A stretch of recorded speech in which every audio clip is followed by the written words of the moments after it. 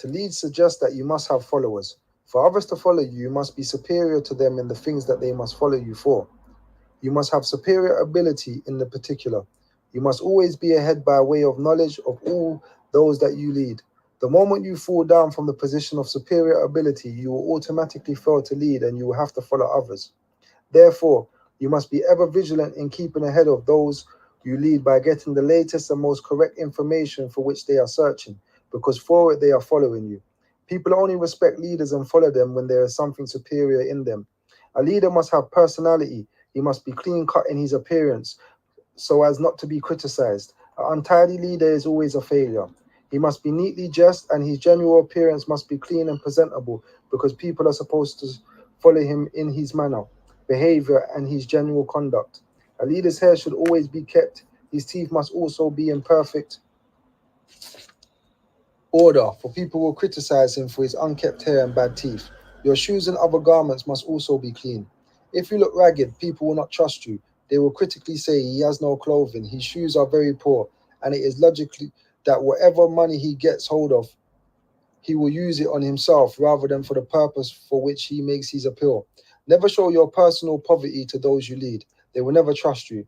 This does not mean that you should not reveal the poverty of the cause you represent, because that cause is your cause and the people's cause, in which both of you are interested. Never tell lies to those you lead. Sooner or later they will find out, and your career will come to an abrupt end. No man ever trusts a person a second time, whom he disbelieves once and has proof for his disbelief. A leader under all circumstances must carry himself with dignity. He must never be a snob, but he must maintain his pride. A leader cannot well afford to mix himself up with anything that is not dignified or self-respecting. If you have to do something that you know you will be morally and socially ashamed of if somebody else knows, never do it. But if you have to do it, see to it that you are careful that no one else knows. Don't carry your weakness on your face or in your eyes. Somebody will detect it and you will be ruined. If you have a personal weakness, try to conquer them and hide them as long as you can until you have conquered them. Otherwise, you will be ruined. Every man can conquer his vices by bringing his subconscious will to play upon and against such vices in. Everything you do, play the gentleman. Never be a hog. It doesn't pay. You will lose friends every time you play the hog. Keep smiling with the world even though your mother is dead. Smile with the world and the world will smile back at you. Be vexed with the world and the world will be vexed with you. Nobody is obligated to make you happy, so don't carry your soul to the world on your sleeves. Keep them to yourself and get them out the best way you can. Leaders are not children, they must not therefore act as children. Leaders must be self possessed, confident, feeling self reliant. When your followers see that you're confident, they will believe in you and follow you. Always speak right from your head and from your heart. If your heart is not in it, it is a lie. If your head is not in it, it is pure sentiments. Your heart and your head must work together. People observing you can always tell when you are sincere. That is, when you speak from your heart and from your head, they can always tell when you are fooling them by looking in your eyes and you cannot stand their gaze. At the time, indeed, you are lying. When your heart and your head is in it, your whole body expresses the truth and you can hold any man's stare. A leader must not be extravagant. He must not be flashy in the sense of being over sporty. People will not think you're serious. Always make your followers believe you are serious. You can be serious without being sour. Always think before you speak or act. Don't write or speak just to hear yourself. Speak or write only when you have something to say, and never touch anything by way of leadership that you do not know about, because somebody who knows about it will have a joke at your expense. A leader must always have something to say. Others, otherwise, he forfeits his leadership, and someone else who has something to say will supplant it. A leader should always make an effort to be known in his community. He must acquaint himself with everything that is happening. He must know the governor of state or country, the secretary of his state or colonial secretary. He must know the mayor of his city, all the members of his legislature. He must know the bishops of his city, the administrative heads of all the government departments, all the preachers and doctors, lawyers, and prominent businessmen. Don't be seen with communists too often. If you know them, never take part in their meetings unless you are there to make a speech against their principles, and always see to it that it is known by the public that that is the only reason for you going among them. Never let them call you a comrade for others to hear, because you will be branded a communist and your leadership will be destroyed. You must seek to know all the people you want to be in your organization. Visit them in their homes, their workplaces, and anywhere you can meet them, and always extend to them a glad hand. Always be diplomatic in your approach. If a Negro is in company with a white man, never talk to him about the UNIA. If he is in company with someone you think is not in sympathy with the UNIA, don't talk to him about the UNIA. Wait until he is alone. Never say anything to one person who may be in sympathy with the UNIA in the presence of two or three people unless you know that the others are also sympathetic, because when you are gone, the others will try to undo the good relationship. But when you meet Negro strangers, you may talk to all of them about the aims of the UNIA and try to win them over. Never divide or create confusion between the different colors in the Negro race.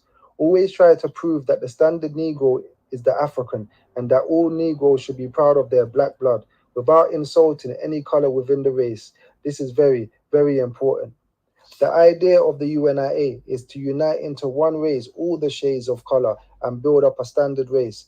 You should discourage intermarriage between white and blacks and other races. You should tell the people that it is an honor to be black and nothing is wrong with the black skin but bad conditions. Tell them that a well kept black woman or black man is as good as a well kept white woman or man. Never allow your followers to have their children play with white dolls because they will grow up to like white children and they will have them. Discourage the Negro from having white pictures in their home because these pictures will inspire them to become white in their ideas. Inspire them to have pictures of Negroes who have achieved greatness in their homes.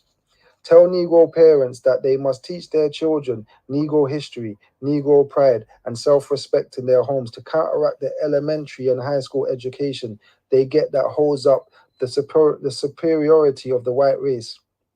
Let the people know that God is not white, nor is he black, but God is a spirit and universal intelligence, of which and everyone is a part. All of us are a part of that intelligence. No man can have the full intelligence of God, only partial intelligence. Therefore, no man can be God. Neither the white man nor the black man is God. They are particles of God. Let the people know that in themselves only is the power to rise. Let them know that God does not go out of his way to give people positions or jobs or to give them good conditions such as they desire.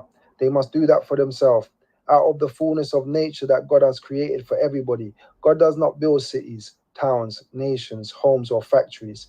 Men and women build them, and all those that want them must work for themselves and pray to God to give them the strength to do it. Special note on intermarriage and race purity. For a rich Negro to marry a poor white is an unpardonable crime and sin, because it simply means the transference of wealth of that race to another and the ultimate loss of that wealth to the race. It is logically evident that if the Negro is rich, he gained all or most of his wealth from his race. Therefore, to ignore the opposite sex of his race and intermarry with another race is to commit a crime or sin for which he should never be pardoned by the race. Teach the people to abhor such Negroes. Have nothing to do with them so long as they continue in that relationship.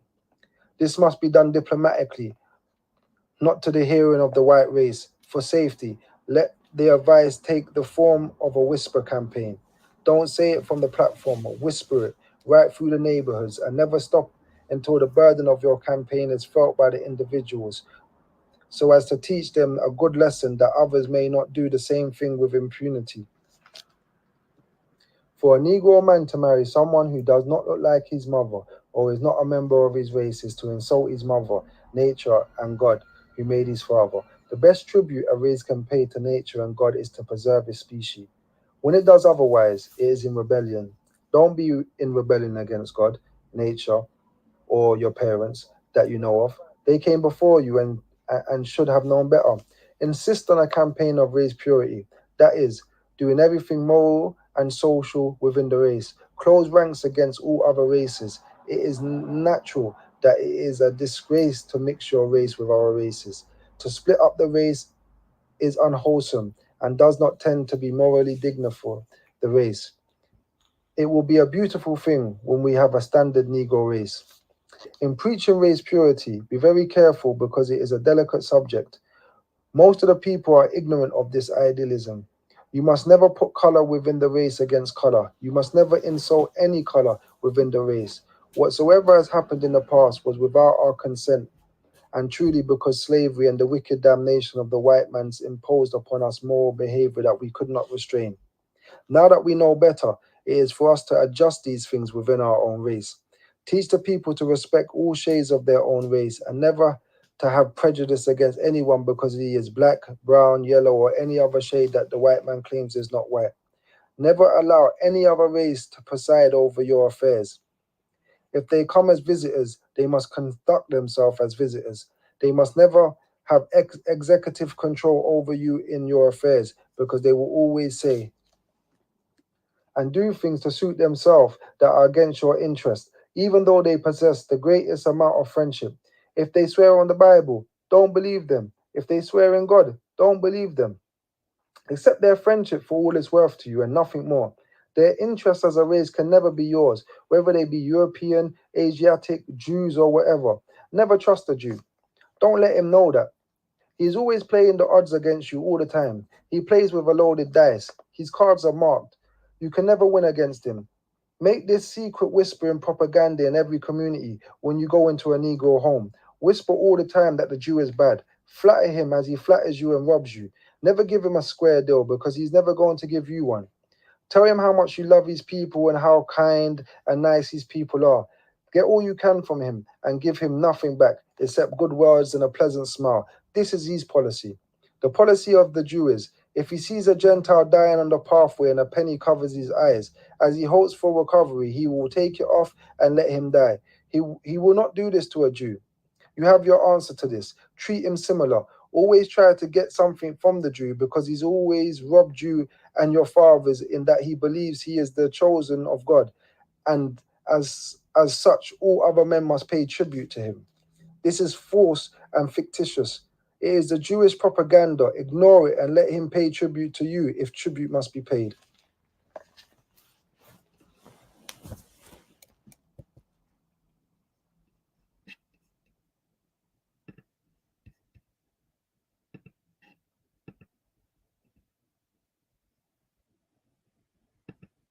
Yes, my brothers and sisters, that was chapter 2 of The Message to the People, The Course of African Philosophy by Marcus Messiah Garvey, edited by Tony Martins. Now, that chapter is dealing with leadership. This chapter is a very important chapter because for those that want to be leaders in the community, they should have that high standard. To be a leader, one must have superior knowledge in what he's trying to lead people for. A lot of the time we have leaders in certain things and they have no knowledge about the things that they're trying to lead us in. That's why they're leading us down a road to nowhere real fast. Brother Frank, you can unmute yourself and add to this. I don't know, what other people's views on this chapter is. I've opened up the forum for everybody, to add their take on this. But for me, this chapter, I first read this when I was a young man. I didn't realize that I was gonna take upon this role of speaking or being a community leader or anything of that nature. But this chapter really set me on the pathway that I needed to go. So in reflection to it,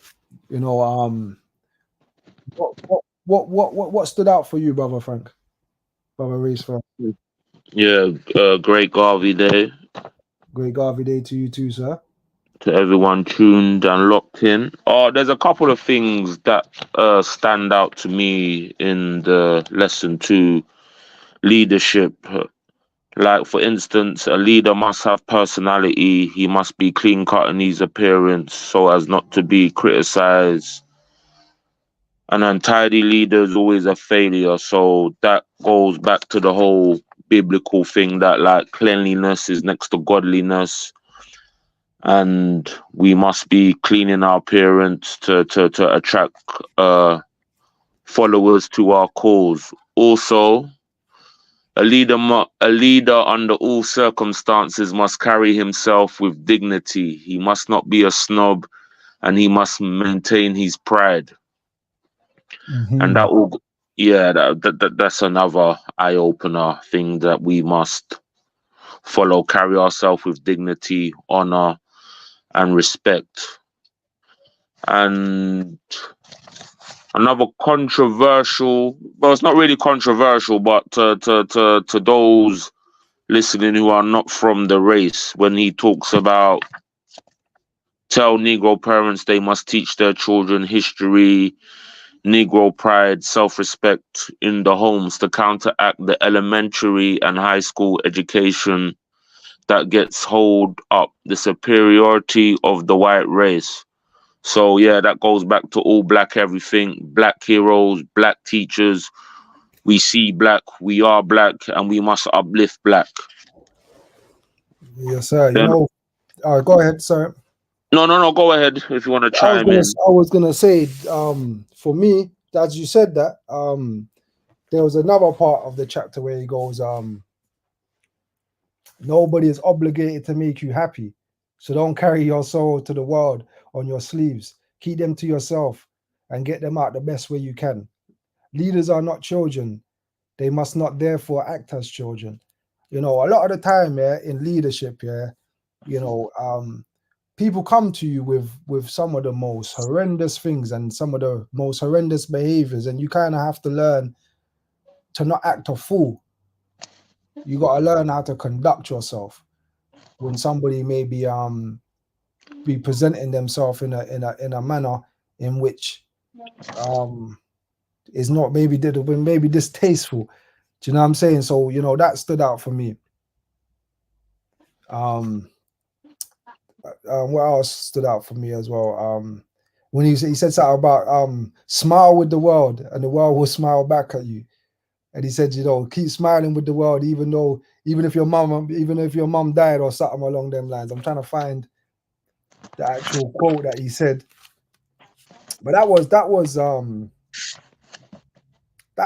deep still, man. For me anyway. Yeah, and another thing that's also was that I found, yeah, very enlightening is like never show your personal poverty to those who you lead. You know what I'm saying? Nobody Always can trust this, you. yeah, walk with the stiff upper lip in it. Even hard times we grinding, good times we grinding, and we're keeping it moving. You know what I'm saying? No matter what is thrown at us, we just, yeah, we maintain that, unwavering faith in the cause.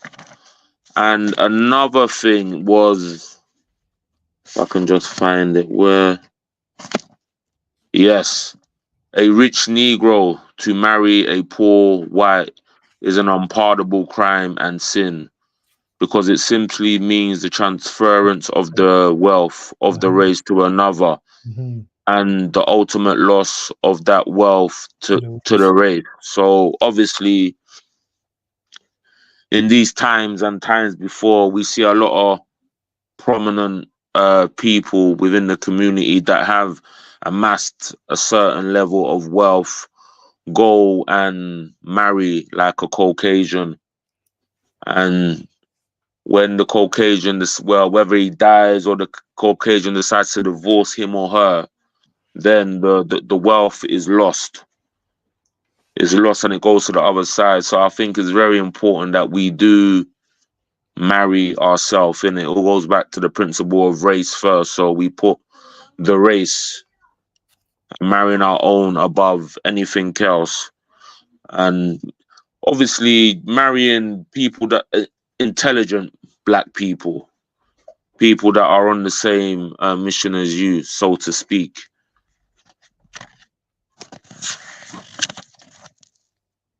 Someone in the comments, someone in the comments said, Someone in the comments said that what standed out was he was very open with his stance against the Ish people them, and also don't speak about the UNIA with a brother or sister in public with other black people who don't agree with the principles. You know, Garvey said that after you leave, they will undo all the good work that you've just tried to do. And the quote that I was looking for was, um, where is it? Keep smiling with the world even though your mother is dead. that that one there was a serious one because it's basically letting you know that no matter what you're going through in life, you've got to be able to smile through the BS. Do you know what I mean? And you got to keep pushing on. Um, you know, another thing that stood out, well, not stood out, but another thing that he mentions was when he was talking about be very careful when you're talking about race purity with, you know, with our people. You know, don't you must never. The actual quote was, "You must never put color within the race against color. You must never insult any color within the race. Whatever has happened in the past was without our consent and was truly because of slavery." You know, so you know, like you got different complexions within the race. Like he was trying to say that, you know, we mustn't play the game of the colorism, you know, and then he also went on to say that he can't wait for the day when there is a standard color for the Negro race. You know, that was quite powerful because even today we still find ourselves in that colorism, whether we like it or not. People will say, they got good hair. So I always, you know, say, well, what's bad hair? And, you know, they say, they're fair skinned. So, okay, then what's unfair skinned? You know, just to get people to kind of think about what they're saying, because these kind of things have been passed down from slavery. And we have to start to, you know, thread these things. We can't continue to project those kind of teachings amongst us as a people. You know, it's very important. You know, this the quote that the person in the comment was mentioning about the Ish people, them, you know, it was just showing you the nature of them, and as you can see today with what's going on in the world, they're still keeping up their propaganda. They're still living to whatever agenda that they got, and they still can't be trusted. So, you know, Garvey was spot on when he was saying what he was saying. And this book was back in the 1930s or late 1920s, I believe, and not much has changed. You know, there's a famous speech by Garvey called "Look for Me in the Whirlwind," and you know he talks about any leadership. That's, you know what I'm saying, and he starts breaking down, you know, any leadership that will make you depend on another race is a leadership that will enslave you. You know, leadership is something that we've been lacking in our community for a long, long time. A lot of the time, we haven't got where we want to get is because of bad leadership. You know, we've got people that are only in leadership for their own ulterior motives. Some are there for money, some are there to just boost up their ego, but they're not there to get the job done. They're not there to liberate the minds and the souls of African people across the globe. So you know, it's very important that we have strong leadership, good leadership, real leadership. You know, and you know, this chapter, you know, anybody that's listening that wants to become a leader, you know, you should subscribe to these things. You know what I'm saying? You have to get all the knowledge that you want if you're going to lead somebody on something. Do you know what I'm saying? And like, you can't be, you know, guessing or coming up with opinions. If you're talking about certain things, you must have the superior knowledge in that thing, because that's why people are going to respect you for it. They were respecting you because of the knowledge that you have. They're not just respecting you because they respect you. No, they're respecting you because you are showing that you have that principle, that moral fiber, that knowledge that they are looking for. And the moment you no longer have that, you're no longer a leader to them.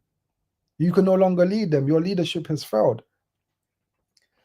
Do you know what I mean? So that's another thing. You know, he also touched upon the idea of the UNIA is to unite into one race all the shades of color and build up a standard race, is what I mentioned before.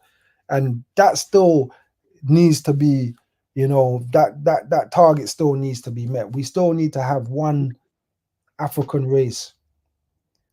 Do you know what I'm saying? Rather than having Jamaicans, Nigerians, Ghanaians, or wherever, we need to just be African first. All that other stuff is fake nationalism.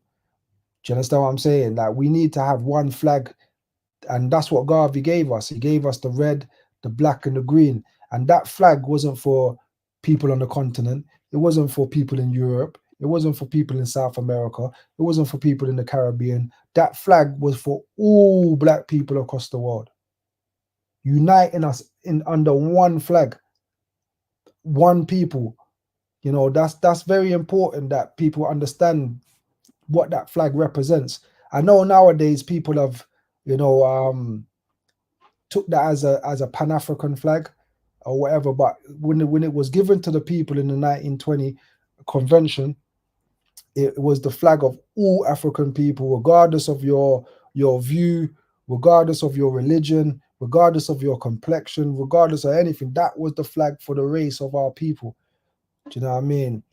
You know, you touched on it, Brother Race, first when you said that about the children. Tell Negro parents that they must teach their children Negro history, Negro pride, and self-respect in their homes to counteract their elementary and high school education that they get that holds up the superiority of the white race.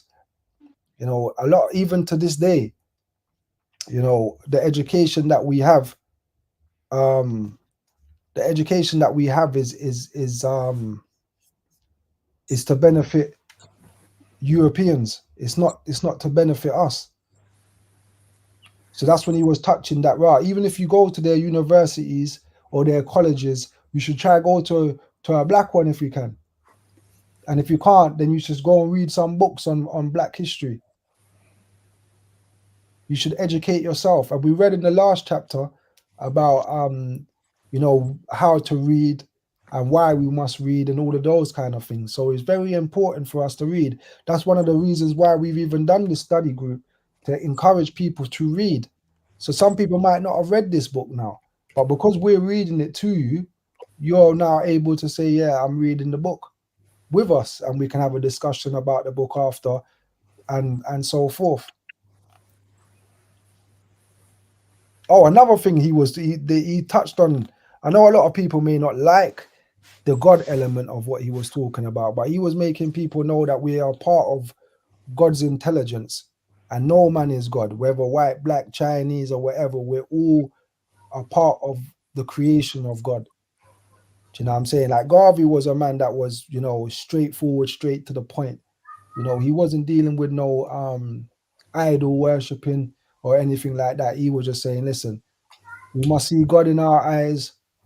Whatever religion we are, we just must have one God, one aim, and one destiny. And that one aim is what's going to bind all of black people around the world together as a common goal. Do you get what I'm saying to you, brothers and sisters? Like, today, we're separated because we are not acknowledging that we have a common goal or a common ground that unites us together. So I don't know if there's anything else, Brother Frank, you want to add to this? Yeah, I was gonna add to that. If we're just talking in leadership terms in general, like it's also important that we are building up and raising the next leaders. And also another part of that is within what like Nelly Fuller said as well, when the code ultimately should be the leadership. So the principle of race first, nation building, one aim, one goal, or destiny. All of these things should be like the leadership. These are where we draw the inspiration from and building up the next leaders to lead. So if the leader happens to die, or God forbid he's locked up, it just doesn't die on the vine. We've built up next leaders that can take on the mantle of the course. And that's all I want to add to this Yeah, topic of leadership. yeah. That, I think that's very important as well, because a lot of the time we've just got one person as the head, and when that head has been removed for whatever reason, the organization, it falls to nothing.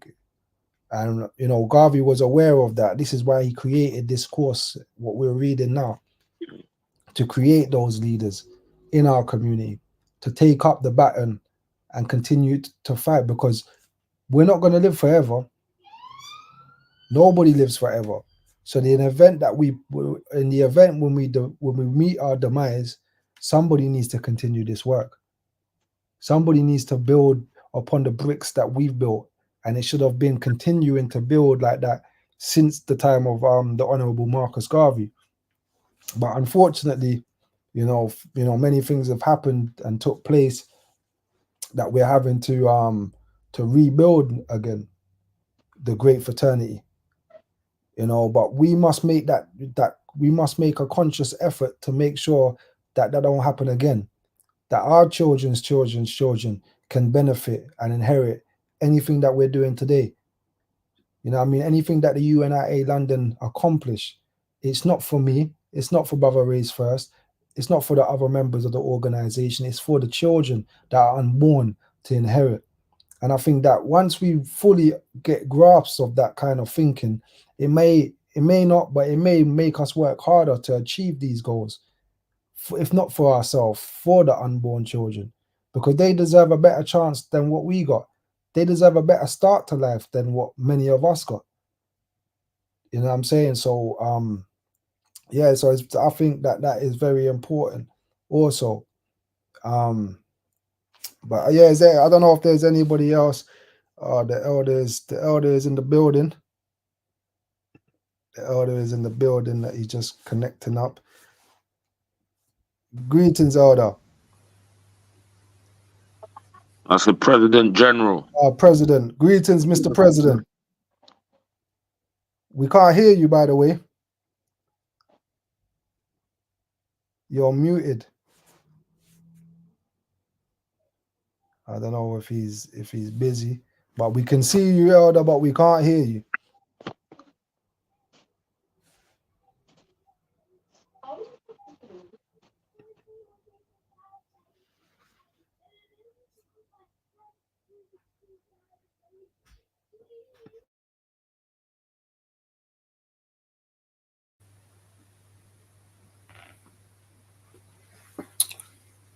Brother Minister, can you hear me? Yes, we can hear you. Greetings, greetings. While we're waiting for the honourable brother here, can I make a point? Can you hear me? Oh, what happened? Sorry, yeah, we can hear you. Sorry. Okay. Is it okay for me to make a point? Yeah, sure. Go ahead. Okay, greetings, everybody. Greetings. Just a couple of points in the book here. I just wanted to read over this part and make a point.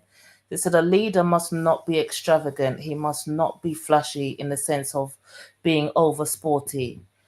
People will not think you're serious. And I just think, that's another thing about us as a people. We get some money, or we put in certain things in the incorrect order.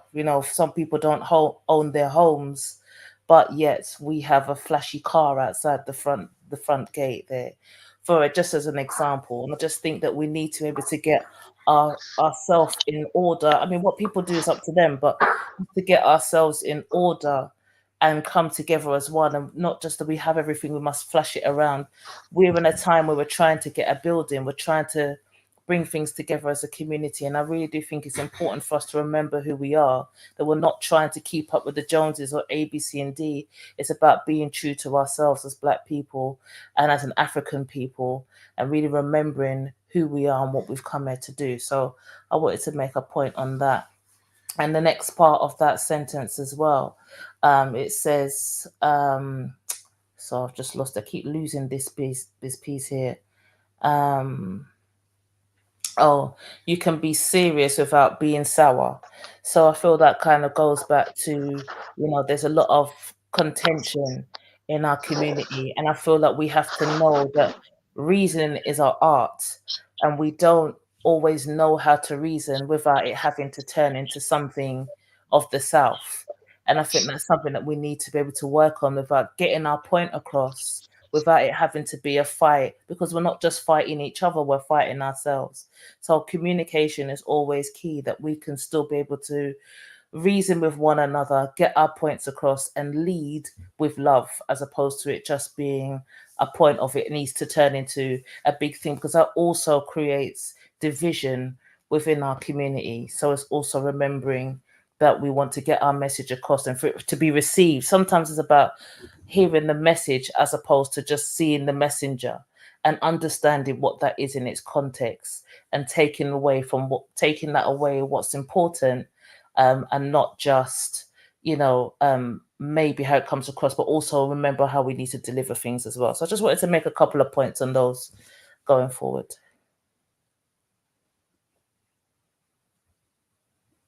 Yes, give thanks for those points. And I always say that you have to love our people more than they hate themselves. So you've Yeah. got to have patience with Yeah. our people, especially if you're trying to build something, because this organization is an organization for the whole entire race, excluding nobody. The only time you get excluded is if you exclude yourself. Yeah. Because even those people that were have different partners or whatever, they still join the organization. They just couldn't have any leadership roles in the organization. I mean, this is an organization for all of our people. It's a family, and in the family, you got everybody in the family. Yeah. You might have that one drunkard uncle. Do you understand? He's still family. Yeah. We're not gonna we might hide the drink when he comes around, but we still want to see unks. Do you know what I mean? So yeah, I see that Mr. President is in the building. I want to see if we can hear him now. You're still on mute, Elder. Yeah, my thumbs are too big. Trying to hit my mic button. Great Garvey Day to one and all. Yes, great Garvey Day to you, Mr. President. Yes, sir. The new president of the UNIA is in the building, brothers and sisters. Yes, sir. Yes, sir. Honorable Commissioner, how are you? I'm good. We're here in good spirit. Keeping the works going. Yeah, see, Brother Race First and Sister Nyasha. Greetings, my brother. Yes, Yeah, greetings. great Garvey Day, sir. Yes, sir. Yeah, so this I'm coming in kind of late. I was actually doing some corresponding with Brother Shaka. He gives his greeting, and Brother Cimarron also gives greetings. Neither one of them could chime in tonight, but they're expecting to chime in on some future lessons. Yes, sir. Yes, sir. We send back our greetings. Great Garvey Day to them too. Oh yeah, yeah. So we finished the lesson on leadership. Yeah, we just finished reading the lesson on leadership, Okay. and we're just touching on leadership, and and just as we finish, you turned up, the leader, the man in charge. Well, I'm a lifelong student of that subject on leadership. Leadership is a powerful thing. In a lot of ways, you really have to experience it to really understand it, and it gives you put a lot of responsibilities on you, which sometimes make it difficult to some people have the philosophy that nothing's right unless they do it themselves. So it makes it difficult to want to delegate because you don't think something's going to be done properly, and then you take on too many responsibilities sometimes, and you just got to learn how to let some things not be perfect. But as well as strive, while striving to make it things as much in line with what we're supposed to be doing as possible. But also, there's issues with big headedness and ego. People think they got the bully pulpit and they can just say anything and do anything.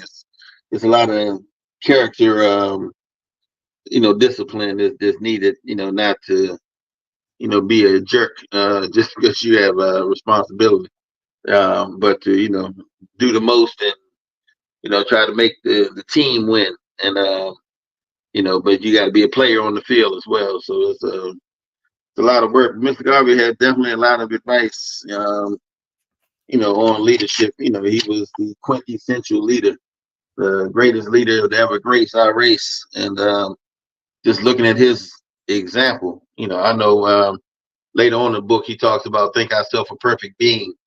And when I think about, the most perfect leader I've ever seen, white, black, or otherwise, I can find nothing better than Mr. Garvey. And, people, we've been in conversations before, but some have tried to criticize some of his decisions, his mistakes. But I've studied Mr. Garvey for decades, and I've never seen one mistake yet.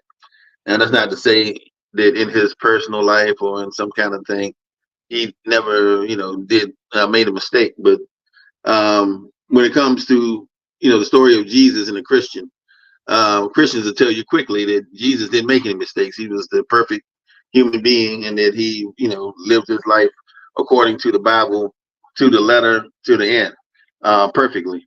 And, I agree, he probably did, and same thing with Mr. Garvey. He has his Bible and the philosophy and opinions. And as far as I'm concerned, he lived according to the letter of the philosophy and opinions to the end. He was the perfect executioner of that philosophy. So, I'm not going to judge Jesus according to the philosophy and opinions, but he might come up short. And I'm not going to judge Mr. Garvey according to somebody else's Bible or set of rules, because, who knows who he might come up short. But according to what he said he was going to do and did, I didn't see any mistakes. I've seen some things that in hindsight he may have done differently. But that doesn't mean the things he did at a particular time was a mistake. I mean, I'm sure if he knew somehow in advance that George Tyler was coming to shoot him in the head, he wouldn't have been in the office that particular day, or he would have been outside waiting for him. But there's no way he could have known that. So that doesn't mean going to work was a mistake, or doing what he does was a mistake. That just means in hindsight, some things probably would have been done differently. But everything he did was righteous motive, intelligent decision based on given information, and I don't see where he made any mistakes. So he's one that I definitely inspired to follow. And through precept and example, he tells us how to, but he also demonstrated how to, which is the true sign of a leader.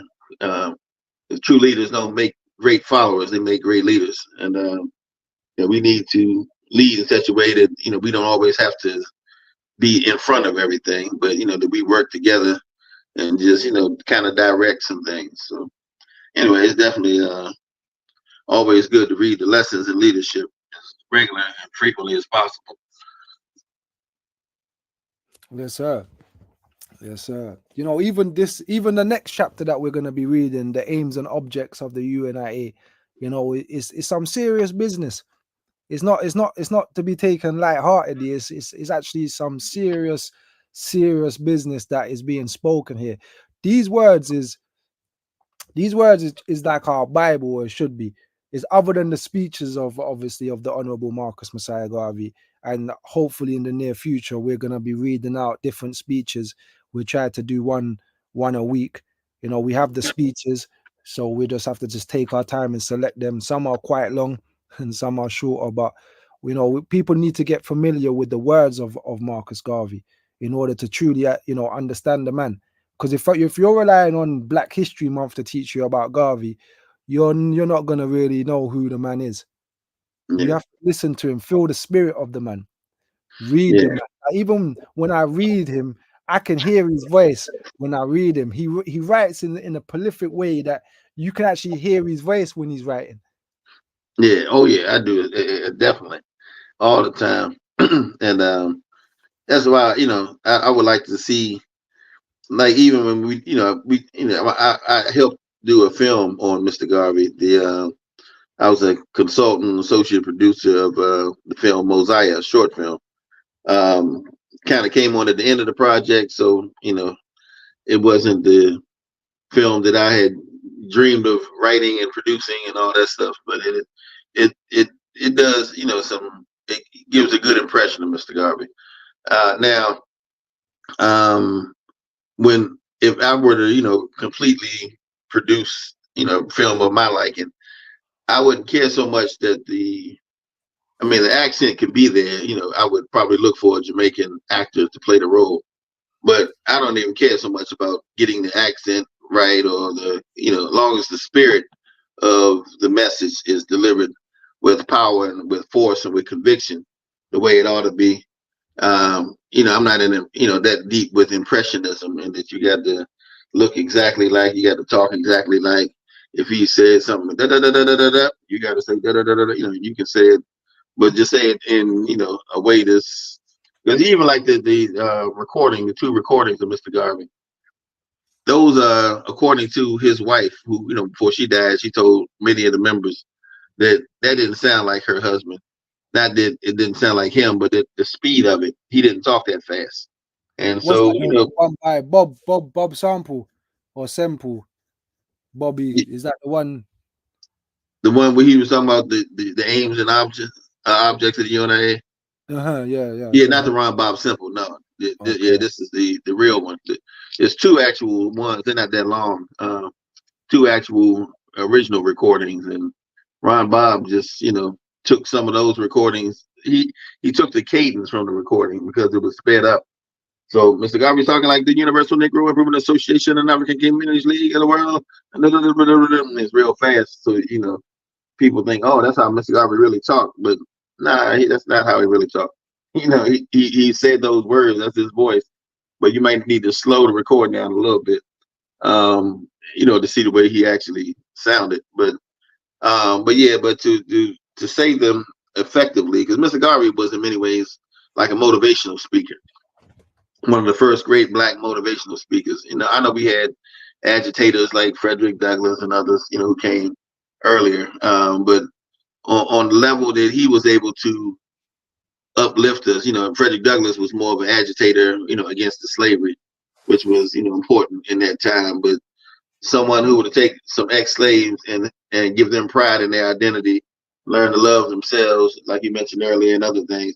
Mr. Garvey, in many ways, was that motivational speaker who told us what we can do, and then demonstrated, you know, to us that we can operate shipping lines and universities and hotels and employ thousands of people all over the globe, and, you know, buy land in Africa and establish settlements and all these things that we never even dreamed was possible. So he was kind of a motivational speaker, you know, and motivational speakers have a certain style and a certain understanding of how to move the people in order to do things for themselves.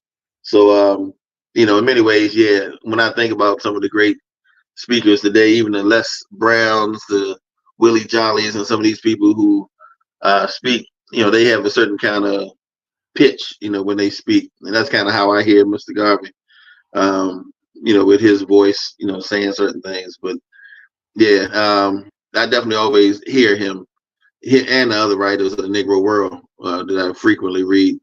When I see a speech, I can imagine being transported into the environment where they were actually delivering it, and imagining the crowd around me, you know, and what everyone was saying and thinking, you know, all being part of that experience together. And yeah, I mean, you know, reading is fundamental, but yeah, speaking is an important component of truly absorbing the Garveyism. That's why I'm glad we're doing a vocalized reading of the script, because we need to be able to. You know, one of my elders in the UNIA told me a long time ago that speaking is more powerful than writing, and he was saying writing, I mean, it has its benefits because it's documented for history, but you know, he gave me the example that I might have given to you all before, that if you were to write the words down, I did not steal that money, all you can get out of that pretty much is that someone is denying stealing money. But if I said I didn't steal that money, then that kind of implies I know who did steal that money. Mm-hmm. And if I said I didn't steal that money, then that means I think I'm entitled to the money, or maybe, you know, it's, you know, I didn't, it was something that I should have had. And then let's say I didn't steal that money, then that's another emphasis on the word that can give another, you know, information. So what money did you steal? You know, so you know, depending on how you say things, it can be interpreted and delivered a certain way with a certain impact and power, and people can read into certain things. So anyway, the speaking is a elocution, I should say, is a gift that we used to be able to masters of, and we were trained in the UNIA through the civil service exams and others in different skills, writing, elocution, etc. So something we probably need to bring back to train speakers and organizers within the association on how to be more effective communicators in the community and at mass meetings, etc. That's definitely a dying art. In on page 21, he says, if your heart is not in it, it's a lie. If your head is not in it, it's pure sentiments. Your heart and your head must work together. People observing you can always tell when you're sincere.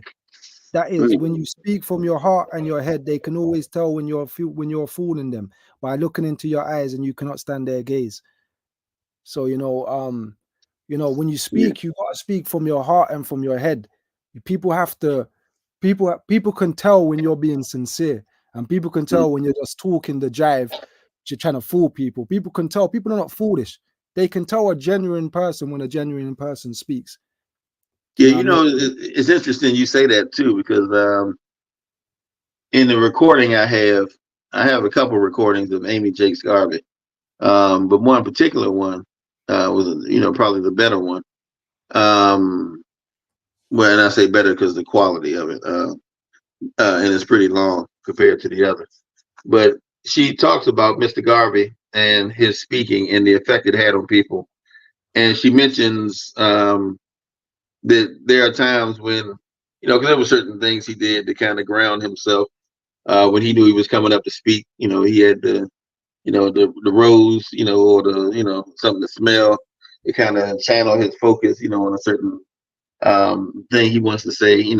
I tend to think that was something that was related to home, something reminding him of his beginnings or whatever. But anyway, but he would focus himself, and then she said he was focused on the audience, and if he was going to talk about charity, or say he was going to talk about humanitarian work, he would find a person in the audience that he can connect with, who he can see maybe came there with some torn clothing, or maybe who came looking like they hadn't had a good meal or whatever, and he would kind of identify with them. And then when he started speaking, he would partly be speaking to them and to their situation, and it kind of helped him stay grounded in the subject. So sometimes communicating and reaching the audience is leaders, it's important to know how to empathize, which is, fellow feeling is one of the first religions. Is tons of religions throughout the world, and all of them mostly, are like the two commandments that Yeshua, aka Jesus, gave the people, and that is love God with your whole heart, mind, soul, and strength, and love your neighbor as yourself. But as long as you love your neighbor as yourself, you don't need a whole religious book of millions of commandments. If you learn to love your neighbor, then you don't kill nobody because you don't want to be killed. You don't steal from anybody because you don't want anybody stealing from you. You don't go out and harm people for silly reasons or nothing, because you don't want that happening to you. So you don't need a whole book telling you anything. That's just common sense if you know how to relate to people. So it's that being able to relate is a major part of communicating and leading in different ways. And I like how they point out that you have to be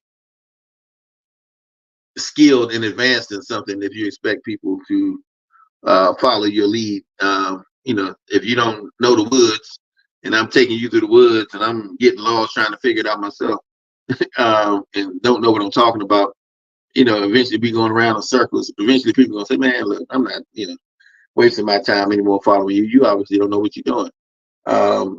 Same way, you can't be too abstract and too, I see some black nationalists go into chasing aliens and shapeshifters and talking flat earth, all kinds of, weird abstract theories that, I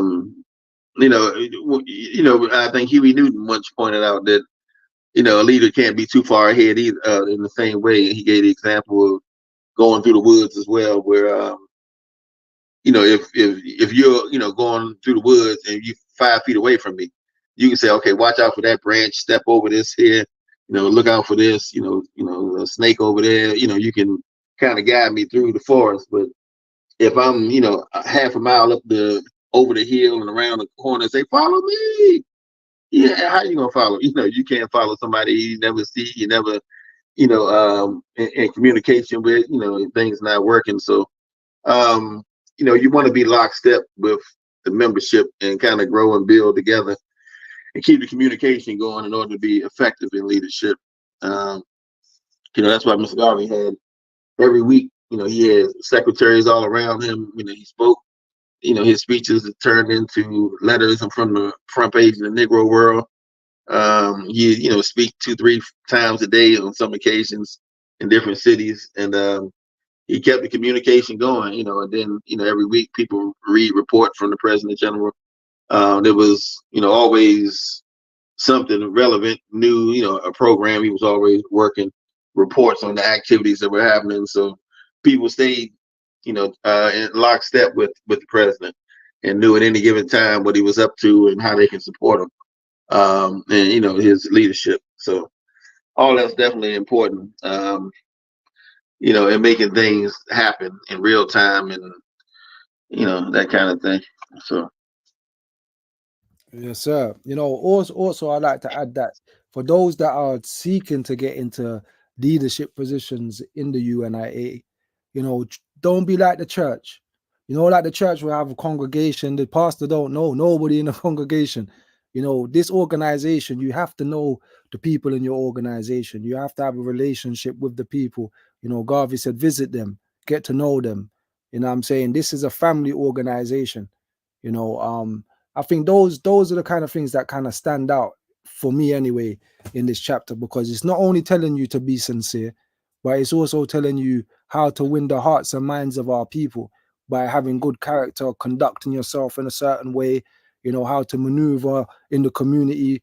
You know, he talks about back in those days, he was talking about communists, you know, don't be around communists and things like that, because people will brand you a communist and your leadership will be destroyed.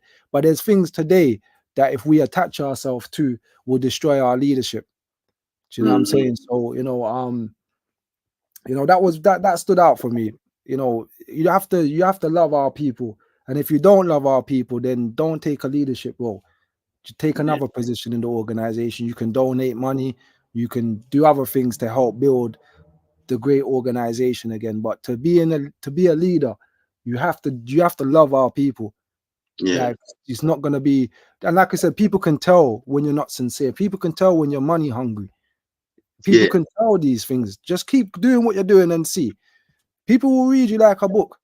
oh yeah, You know, yeah, so absolutely, yeah. And you know, some people will read you just because you talk too fast and you know, hey brother, how you doing? Yeah, okay, good. All right, you know, wait for me to tell you how I'm doing. You know, I mean, talk to me. You know my family. Like you said, you know, a lot of the UNIA came in through families. In fact, whole churches came into the UNIA and set up divisions. You know, and other temples. You know, Hebrew Israelite temples, etc. But I mean, people came in groups, families. You know, many of the leaders of the UNIA were family members um, from the beginning. You know to more recent times. You know, my cousin is Secretary General. You know, this person, my uncle's brother is, you know, or whatever. You know, friend, a neighbor is, you know, this person, that person. But people, you know, bond around those who they trust and, you know, going to do the job. And so, yeah, a lot of families would come in, and they had one family in Ohio that was, I think it was 9 children. And the mother, I believe she was a single mother, but she was always featured, the Kelly family, always featured in the UNIA, giving money to the cause. You know, later, one of the daughters became Secretary General under William Sherrill. The other one became, she donated some land to the UNIA Liberty Farm that got started in Ohio. You know, another brother became third assistant president general, married MLT Domina. but the whole family was fully engaged, in the UNIA every step of the way, that hard. And when you build families like that, and then their families, grow children, grandchildren, you form a nation, But yeah, certainly, people who don't know you don't tend to trust too much, because it's, giving my time and all that is a personal thing I got to do, and giving it to people who don't appreciate it and who don't recognize you, don't know you, it's kind of something most people aren't willing to do, So yeah, the more we become a we, yeah, the easier it is for us to build and grow together. Yeah, but yeah, leadership is definitely an important role. Learning and listening, and know you don't know everything, but but having a good plan, with great advisors, etc. Can and people used to say that about Mr. Garvey, that he wasn't one to take advice. That's about the biggest lie ever. If you knew who was on his council, if you knew who wrote many of the rituals, who wrote the some of the songs, some of the leaders, like Arnold Josiah Ford, some of the leaders like John Edward Bruce, some of the editors of the newspaper who were, graduates of Yale and doctorate degrees in theology and all these kinds of things. One of the members of the board of the Black Star Line, like Robert Hill, his "Look for Me in the Whirlwind" directed documentary, talks about Mr. Garvey didn't have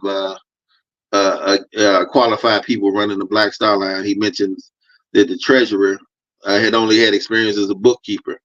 Well, the treasurer only needs experience as a bookkeeper, but that wasn't the accountant. That wasn't the business manager. The business manager was a man who had a law degree and an MBA, and who was in charge of a $20-30 million military budget when he was in the Army. And he was well known and respected all over the world. He used to teach classes at Howard University and business and law, etc. This was one of the board members. Benjamin, wasn't it Clarence Benjamin Curley? But anyway, people like that were around him all the time. The best of the best that he could find.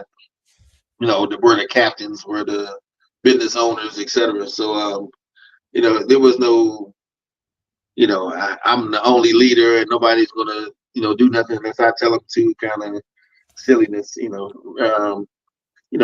real leader wants that kind of lazy thinking, sit around, do nothing, and wait till I do everything type of crew with him. He wants people who understand the program, the plan, may have to take some initiative themselves sometimes, and we'll make it work. So what we want is the objective of organizing our race, so every member of the race is in the UNIA, organized and controlling their economy. And you almost need every member just to control an economy. If you want to, buy a grocery store or a gas station or something, where people in the community have certain benefits, because people don't join groups sometime unless they say, what's in it for me? And even though the benefit of helping your race and feeding the poor, reclaiming the fallen, assisting and ministering to the needy, and all that is important, they want to know what's the benefit. But if we come together and raise 10,000 members in this community to join with small fees, we can buy a local a gym and have a 24-hour athletic facility. That's part of your benefit. You get membership into that. Then we got the gas station where you can get discounts because you're a member. And now we got the grocery store where you can get discounts because you're a member. And now we got tons of benefits coming. But if you don't see the vision and aren't willing to help build the vision, because you're so pessimistic and have no faith in the leadership to actually execute it, yeah, then it won't ever happen. And then that'd be you making the prophecy come true of oh, I knew they were going to do nothing. Well, they couldn't do nothing because you didn't help them do anything. So don't be part of the problem.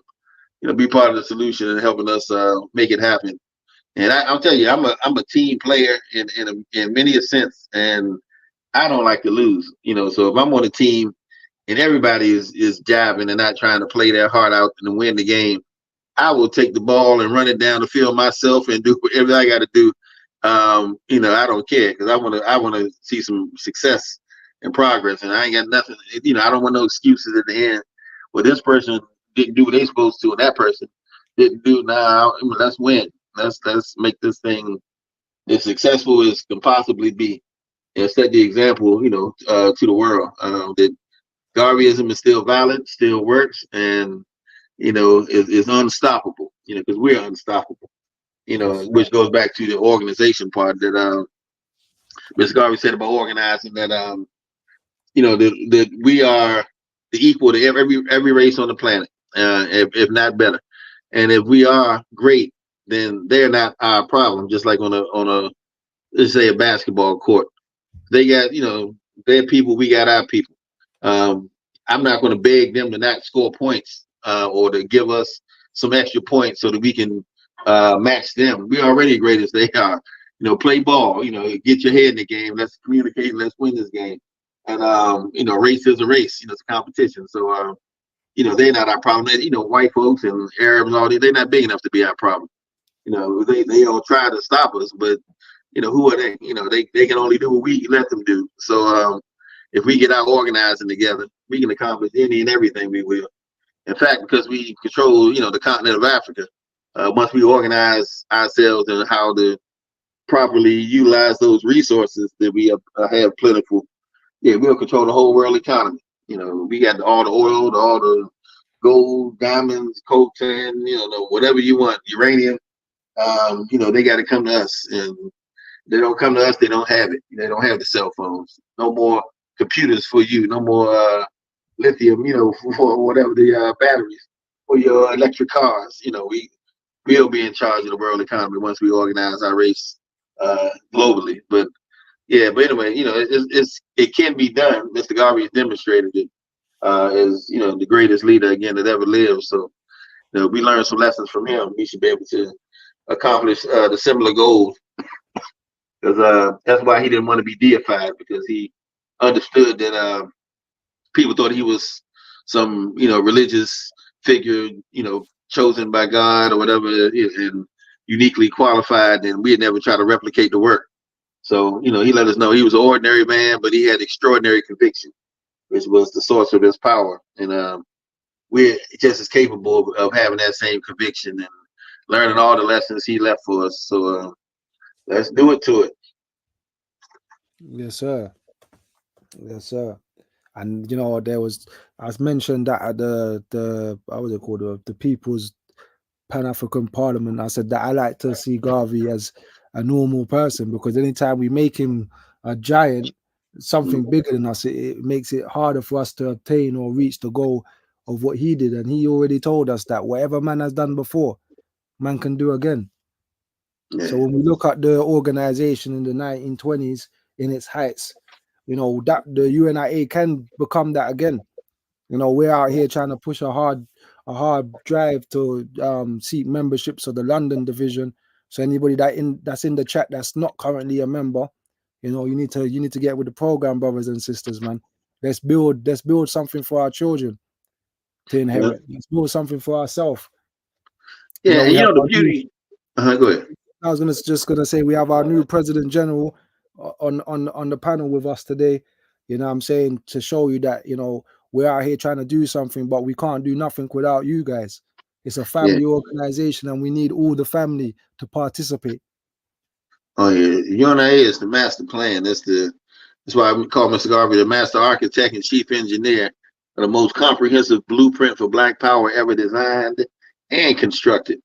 And I mean, everything is needed, already thought out, planned, organized. You don't have to abandon whatever group you're in, religious, cultural, spiritual, but there should be one organization that every member of our race is a member of. There's all kinds of organizations, there's all kinds of clubs. Out here in the US, we have a wholesale market called Sam's Club.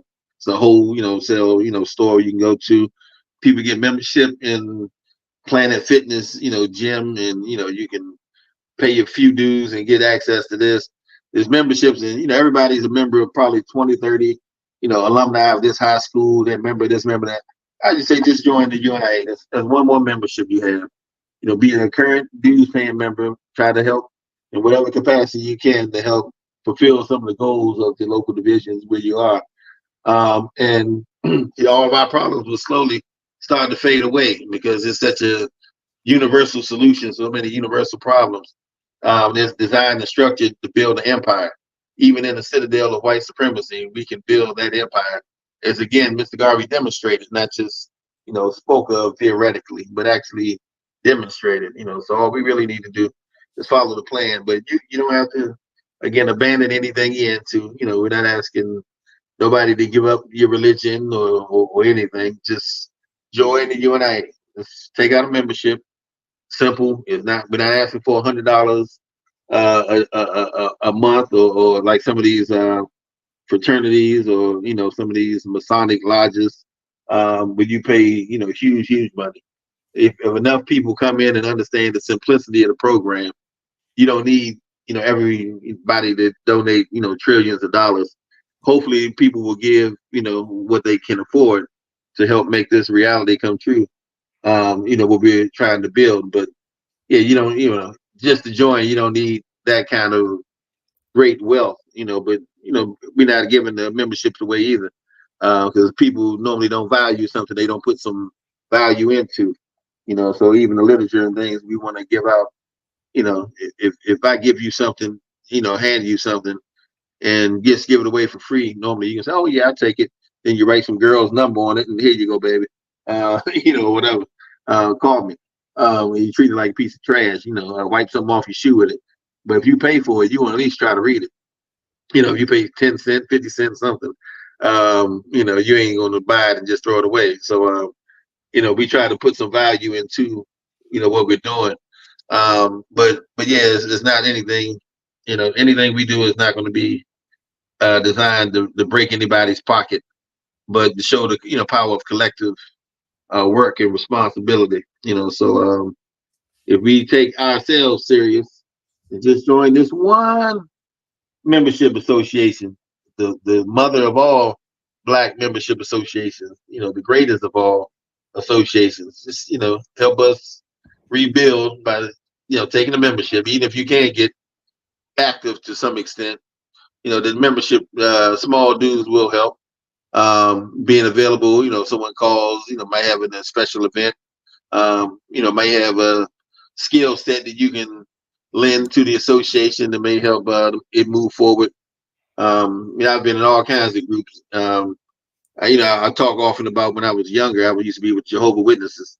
And when I was with the Jehovah Witness as a teenager, I remember that there was a Liberty Hall, not Liberty Hall, Kingdom Hall that had to get built.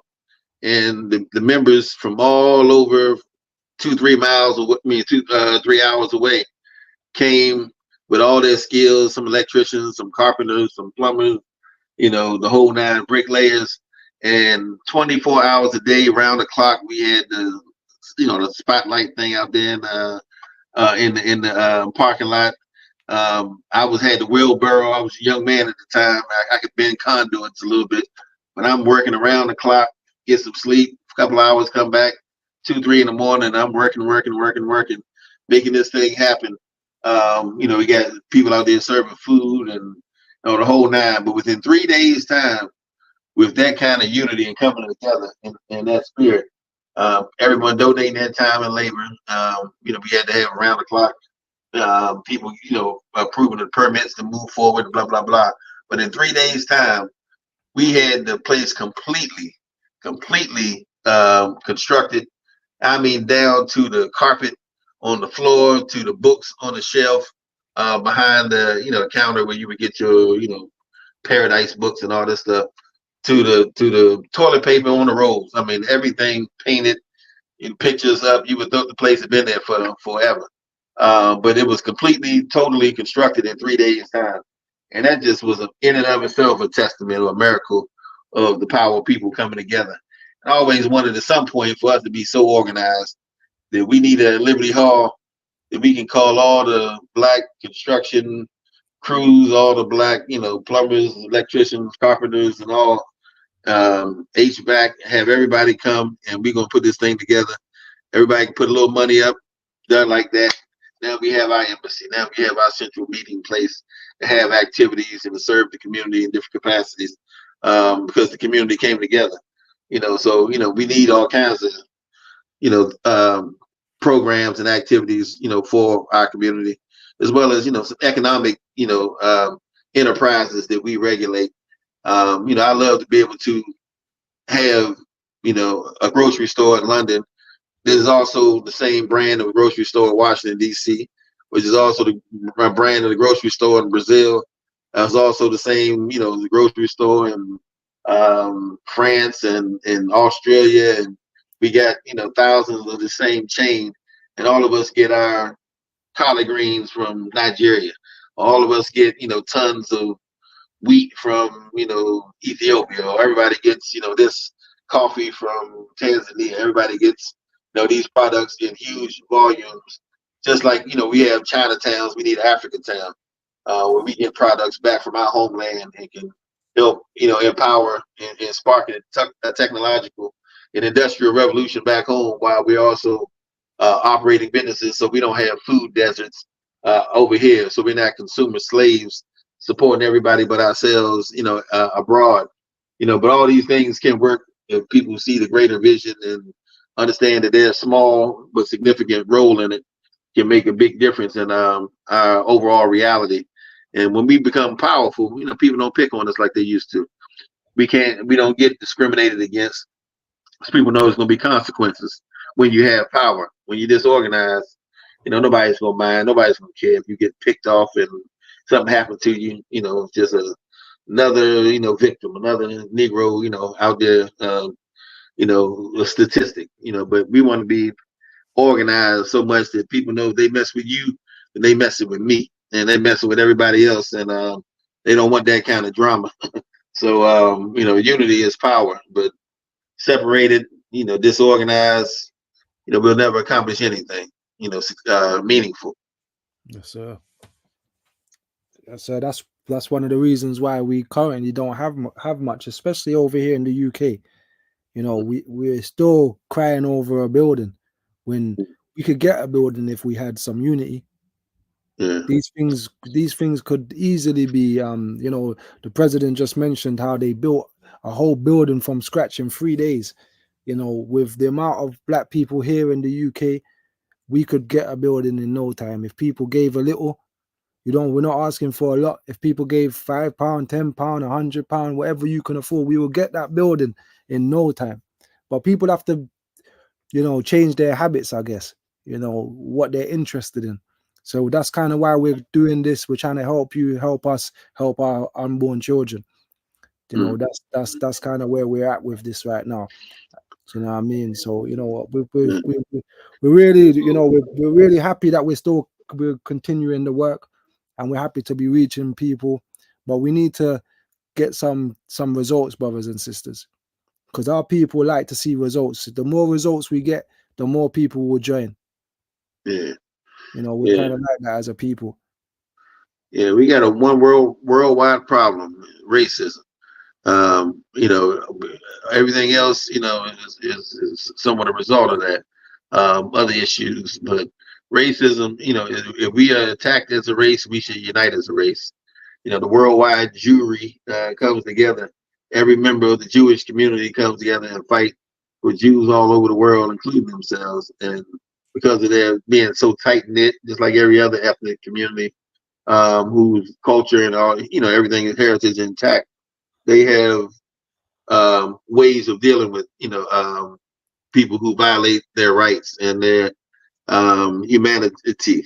So we've lost that because of our sojourn over here through the transatlantic massacre or the Ma'afa.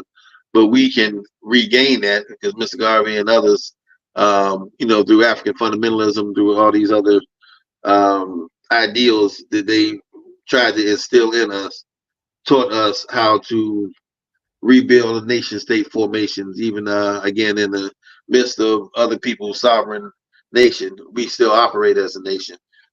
We can still do business with one another, recycle our wealth, and become, as powerful as any other race of people on the planet. But all that again requires us to understand that we have a common interest. Just like the Liberty Hall we're talking about having built. Everybody needs the Liberty Hall. It's just a matter of whether they know they need it.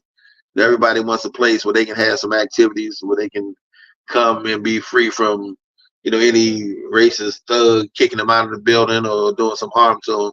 So a community where, is safeguarded, where your people are, where you come together to discuss community business, have your town hall meeting, whenever, things going on. You got food supplies stored away. You got, training classes, women on how to birth children, holistic health, all kinds of things. I mean, everything, the community wants, needs, conference rooms, etc. All that can be in the hall. In fact, one hall we had in Cleveland, not only did they have inside the hall the meeting rooms and the conferences rooms, etc., they had a printing press.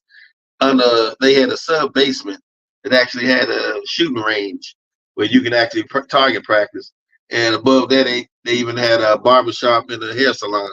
I mean, so everything the community, can benefit from, in other communities like the Catholic, they do the YMCA, everybody Jewish have their community centers. We need a community center for us. Why should that be so controversial? Why can't we do as others do? If we want to be equal, it don't come from just saying you're equal. You got to prove you're being equal to anybody by doing the things that are common to human beings, which is building institutions that benefit you. And if you're not organized enough to even understand how to build an institution, join an organization like the UNIA that does. And once we get these institutions together, you're welcome to be a part of it. You help make it happen. So yeah, this is not a spectator sport. We got to get in the game. So yeah, I encourage everybody join. And after you join, find 10 more people and get them to join. And then make sure they get 10 more people to join, and we'll have this thing wrapped up in no time. So yeah, it's really extremely important, even for banking, credit unions. Some of the first black credit unions and banks all around the world came through the UNIA. Some of the largest ones that's still in existence came about because of what Mr. Garvey did 100 years ago. So yeah, I mean, the formula still works. This program is still effective. It's just a matter of, the people not buying into this integration, this depending on Europeans developing that, pauperized spirit, thinking they're going to do something for you, that kind of thing. But knowing that if you want something done, you got to do it yourself. We got to make sure we do what we need done for ourselves, and then we regulate it. And then we don't have to worry about anybody telling us how much we get and what we can do and all that kind of silliness, with resources that may have come from the state. Yeah, we still should regulate, state, institutions, because that's our tax dollars. But you don't rely upon that, because you don't regulate and control that as much as you want to sometimes. But you can control your dollars and what you do with them. So we need some African towns. Let's set them up. Yes, sir. It's so needed, And what's funny about, or not funny, the people are crying out for this. We need it. We everything that you've just mentioned. Everybody on the chat, the ones that are not watching, that's what we've been crying for the longest. To have some black economics, to have some buildings, to have something going on in the community, to have a community. And the UNIA is the prime example of what a community is. The different auxiliaries that we had or we have, it covers all elements of our lives. In every department, there's something for everybody. There's something for everybody to get involved and be a part of. You know what I mean? So we're encouraging people wherever you are in the world to join the UNIA today. If there's no UNIA around you, create one. You know what I'm saying? Join the fraternity. It's a global organization. We're one family with one aim. One God and one destiny, as the motto is. But it's more than just words. It's more than just words, brothers and sisters. Yeah, that's why we're a universal association, and that universe means a whole lot. You know, we could have been a multiversal association, but when you think about universal, you think of inculcating everything into one. You think about, again, you know, it's a lot of different separate programs, but they don't work collectively. There's no synergy. There's no collective, you know, objective. And so to have one universal program that includes everything, bringing everything together, it's universal geographically. It's not just a UK program or just a Washington D.C. program or just a, you know, Senegalese program, but one that affects our entire race globally as a program. So it's universal in that sense, but it's also universal in scope. So we're not just addressing your self-defense needs or just addressing your humanitarian needs, you know, food, clothing, shelter. You know, we're not just trying to address, needs in a cultural, spiritual sense, you know, by, you know, conscientiously thinking about our situation and how we should resolve some of our conflicts. But politically, I mean, economically, every way imaginable is a universal program for our people. So it's the most comprehensive ever designed, and you know, it doesn't take much to examine it. You know, hell, you can look at some of the photographs of some of the conventions in our heyday, where we had 10-mile long parades in Harlem that sparked the Harlem Renaissance, etc. We had a Black Eagle Flying Corps along with a Black Star Shipping Line.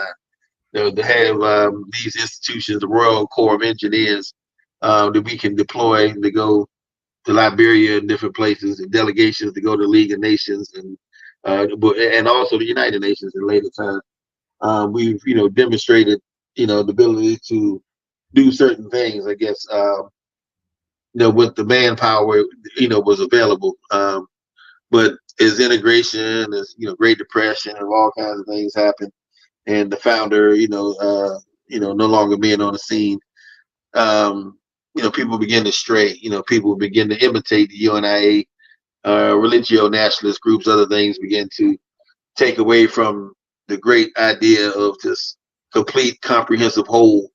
And then, you know, everybody had as, you know, different separate cliques, and, you know, kind of re-tribalizing.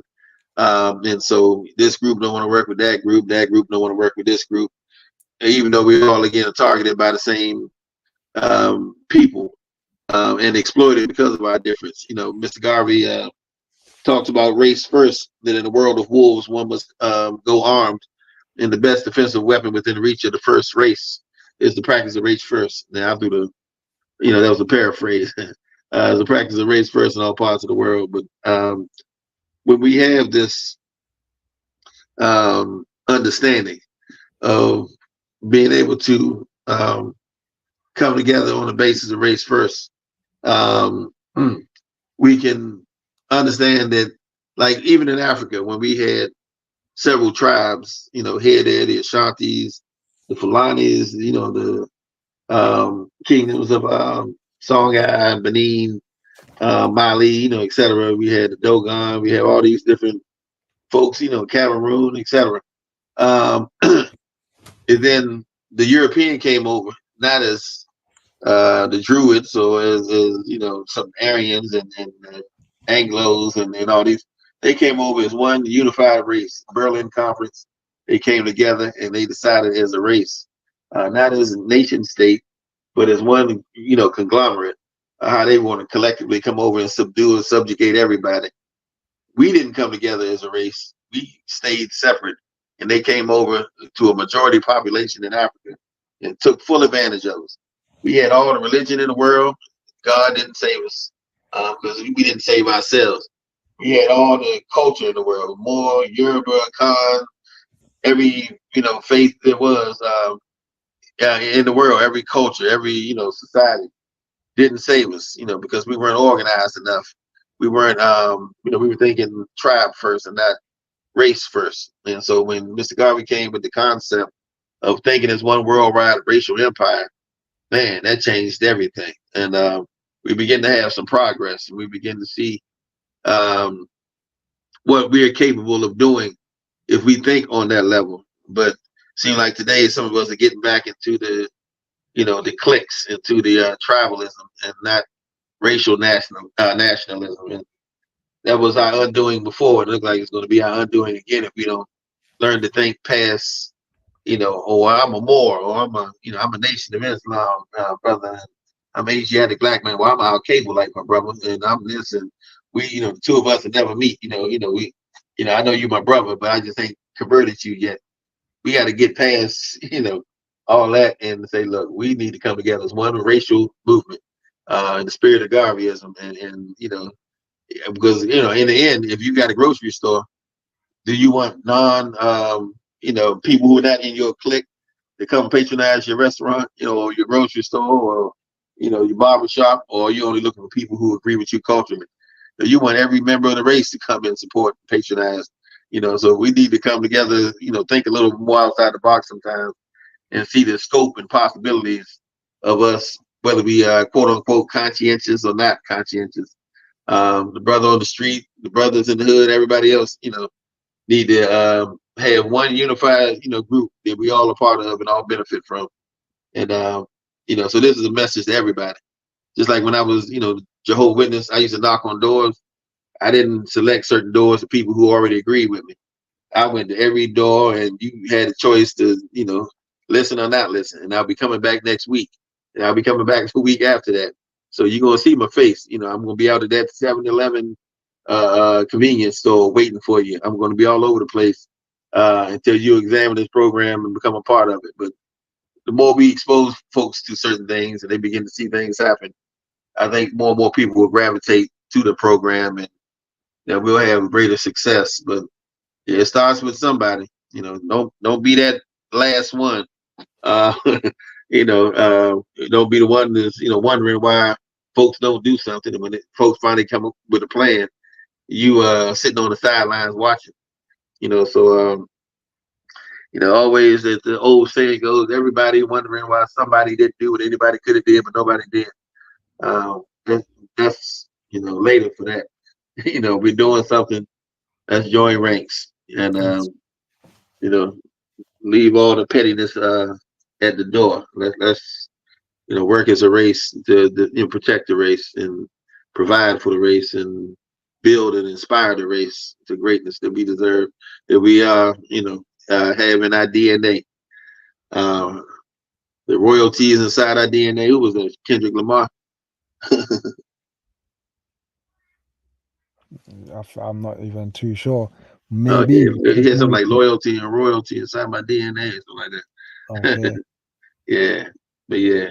Well, Kendrick Lamar did say that, tell Georgia State Marcus Garvey has all the answers. Yes, sir. Yes, sir. He got that one right. Yeah. But yeah, we need a hip hop community to join too. The UNIA is now accepting membership from hip hop artists, poets, drummers, every artist there is, and come join and let's build. We accepting ministers, lawyers, doctors, plumbers. As the old saying goes, Lottie Dottie and everybody, butcher, baker, and the candlestick maker. Every member of the race is welcome. No one will be summarily rejected. It's come as a member of the race. Let's build. So yeah, but yeah, I love the leadership lesson. I can, we can discuss that almost every day of the week, and until it's driven home. Yes, sir. And aims and objects next week is going to be powerful. Yeah, that's the one that people can get a better understanding or understanding of how or what the UNIA is. So I'm looking forward to that one also. We're wrapping up. We got 20 minutes left on the live. We're trying to keep it according to the 2 hours. We're not trying to take up all of your time. We're trying to keep it short and sweet but strong. You know what I mean? So I don't know if there's anything anybody else in the chat or Brother Race first wants to add on the topic of leadership, the chapter we've read, or anything else or pressing issues that anybody want to bring to our attention. Now is your chance, brothers and sisters.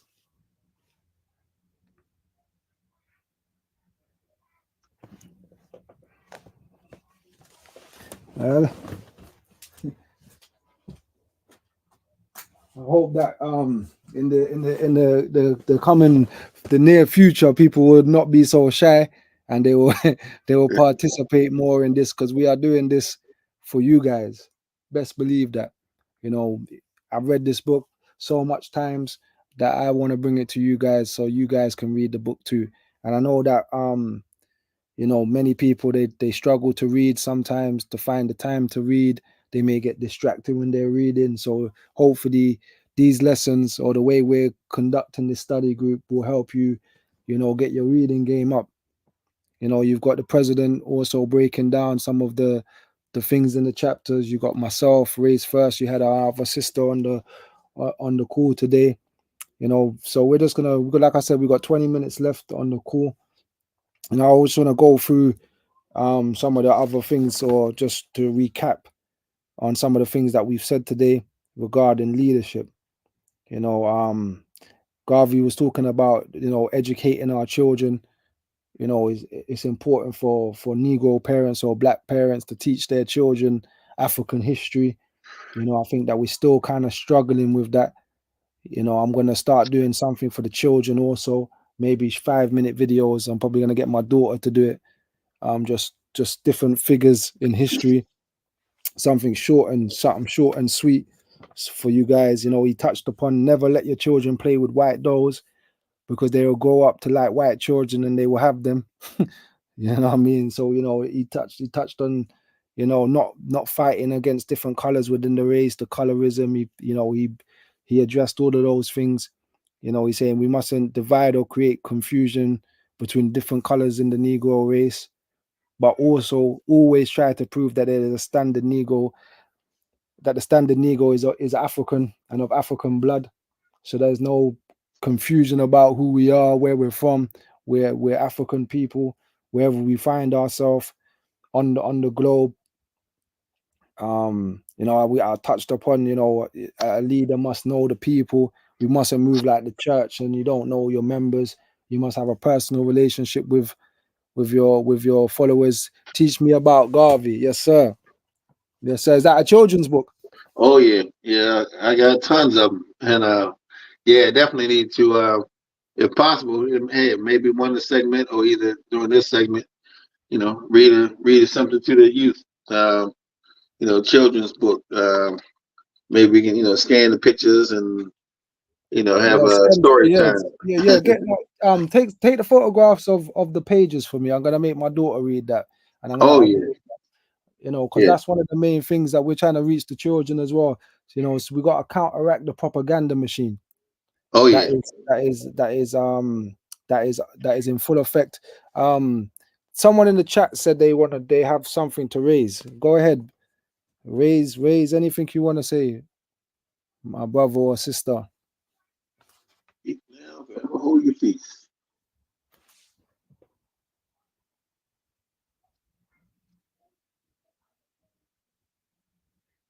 Okay, somebody actually want to go up into the chat. Okay, what's your question, my brother? And I don't know, how can we somebody in the chats also asks, how do we get the book in the UK? Oh, well, I'm gonna talk to the author, and I don't know if he has anyone distributing the book in the UK, but I was just talking to him last night actually. And then let me say this too. I have, let me see. It's not even all. It's not even all of them, but as you might be able to see, there are tons of children's books on Marcus Garvey, and I mean, like tons and tons that I have. And out of, you know, probably 20 plus children's books on Marcus Garvey, that particular one, Teach Me About Marcus Garvey, clearly the best of them all. I mean, hands down. Um, you know, etc. There's a lot of books that focus on Mr. Garvey, activities books, children's books. So and then there's a few more that's coming out soon. And this was a pretty good one too. But yeah, Teach Me About Marcus Garvey. That's my man James Wilson. out of Atlanta. And yeah, I would make. I wonder if I can get him on the phone now. It's too late to get on the chat now. You think? No, The if he wants author. to join the chat, we can add him to it. No Let me problem. see if I can contact him to get on the chat if he's available.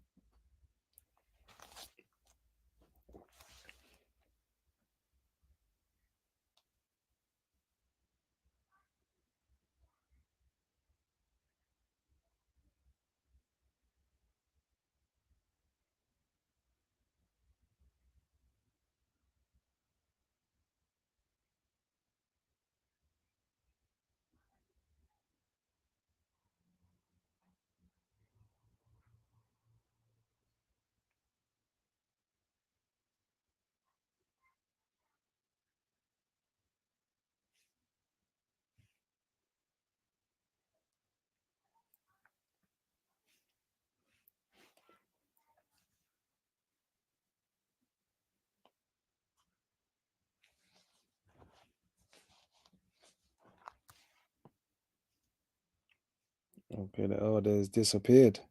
He will be back shortly.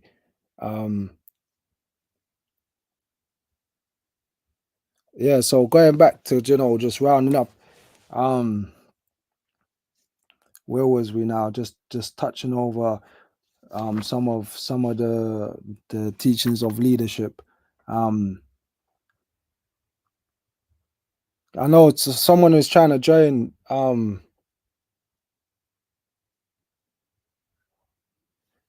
Somebody's trying to have a question. You're welcome to put your question in the chat and we'll answer it. We're waiting for the elder to return. I don't know if Brother Race First is still in the building. If he wants to add, to the chat before we close up, if there's anything else he wants to add. The elder, the president, I should say, has returned. Yeah, I just sent the brother the link, the author. Okay, no problem. James Wilson. And I'm telling you, this is the baddest, and probably one of the second baddest books. That is not even on Mr. Garvey. It's on Malcolm X. Was teaching me about Malcolm X, and in there he got at least 4 or 5 of the pages that talks about Malcolm X from a Garveyite perspective, with the red, black, green family. And everything is like in a rhyme, hip hop type of fashion. So it's going to appeal to the younger youth with the imagery and the nice, solid, glossy, book. Plus, it's going to appeal to the hip hop generation a little bit, because the way it's written. But I mean, this is top of the line perfection. There's no book that I can ever recommend on the Garvey movement that's perfect except this one. So I highly, highly recommend it. Did you see a brother trying to get on the group? No, not as yet. No. Oh, okay. Yeah, I just sent it, so hopefully he'll get right on it. But yeah, I'll if that doesn't happen, I'll make sure we'll follow up. We'll follow up with the coming on another occasion and talking about the material, and even possibly doing a reading of it. Maybe not even on this forum, but on another forum, because it's definitely worthy. In fact, he took this book all around the world, and Tanzania, he gave some books away to a few classrooms in Kenya, I mean, all over the world. He travels to, cities all across the United States, etc. So, he's excited about the material in it, and definitely told from a Garveyite perspective. Not one of those books that talk about United Negro Improvement, or had the flag black, green, and red, or some kind of silly, stuff we've seen. Marcus Aurelius Garvey and all this silly stuff that you can tell they just Googled him and thought they can write a book. This is a serious children's book, and it teach you, you know, a good beginning book gets you oriented in some true Garveyism. So yeah, let me see.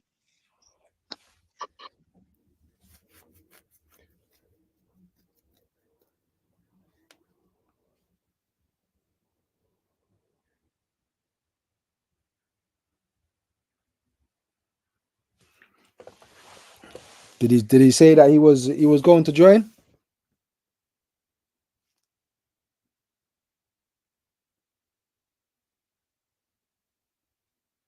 Um, he should be able to get right on it. But like I say, even if he doesn't, you know, Yeah, we can arrange a time just for him. yeah, that's a bad book. Um, and that's something that eventually we may want to do also some book reviews. Because there's some great books that aren't, you know, perfect, but they 80% accurate. There's I some see. more I like see him. 50%. Oh, here we go. Brother James. All right, greetings, family. How y'all doing? Yes, sir. Great Garvey Day to you, Mr. James. Good Garvey Day, good brother. Yeah. Yeah, this man here is my favorite author. I when appreciate you. yeah, tell them a little bit about the book and how they can we got about 10 minutes I think left on the call. 10-12 minutes. We've been on it for like an hour and a half and coming Oh, to okay, 2 hour mark. But I wanted you to okay. just, take that time and tell them a little bit about the book and how to get it. Let me grab a copy. It's right here. It's right here.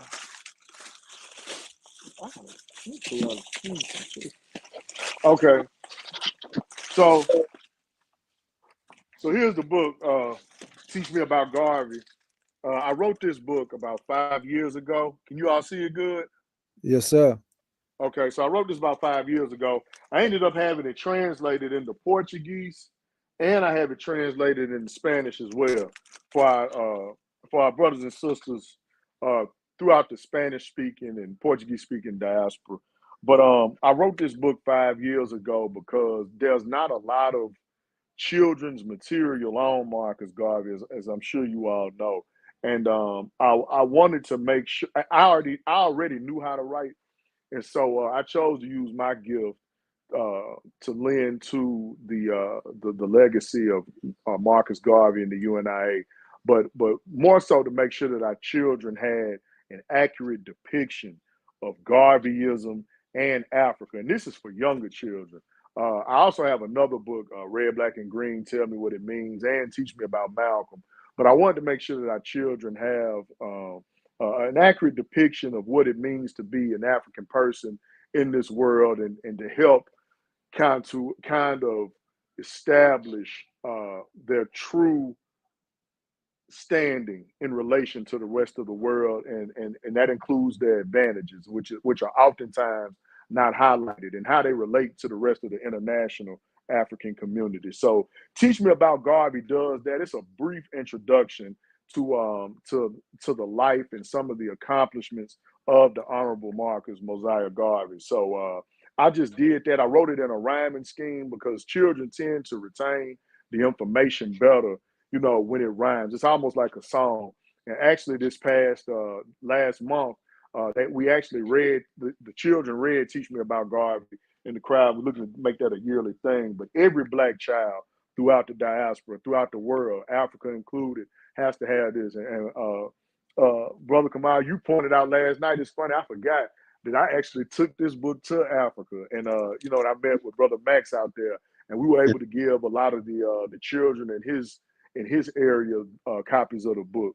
But this also forms as a global relating tool for Black children. So, just imagine Black children in Europe, Black children in Africa, here in America, and so forth, having this one common book that they all know and can relate to, starting there. Just imagine what that would impress upon their minds, and how that would further entrench their African relationship going forward. So yeah, it's so many different things I can tell you about the book. If you have any questions, I can answer those. Yeah.